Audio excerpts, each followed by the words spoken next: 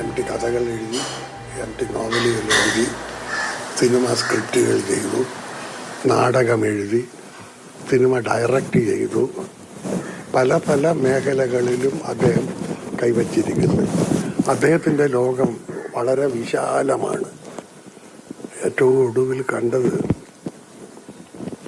മാതൃഭൂമിയുടെ 2 കൊല്ലം മുമ്പുള്ള അക്ഷരോത്സവം തിരുവനന്തപുരം, അവിടെ വെച്ചിട്ടാണ് ഒടുവിൽ കണ്ടത്. അദ്ദേഹത്തിൻ്റെ അന്ത്യം ഇത്ര വേഗത്തിൽ വരുമെന്ന് വിചാരിച്ചിട്ടില്ല.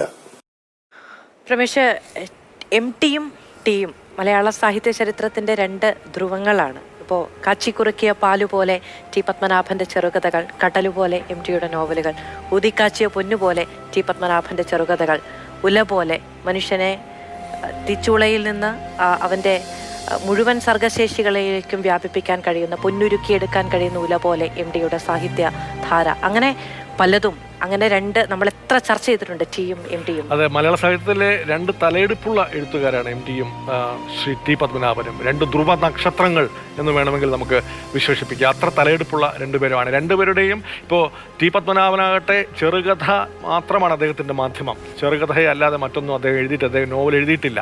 ചെറുകഥ എന്ന് പറയുന്ന ആ മാധ്യമത്തിനകത്ത് അദ്ദേഹത്തിൻ്റെ കൈയടക്കം വളരെ വിദഗ്ധമായി മനോഹരമായി പ്രയോഗിച്ചിട്ടുള്ള ചെറുകഥാകൃത്താണ്.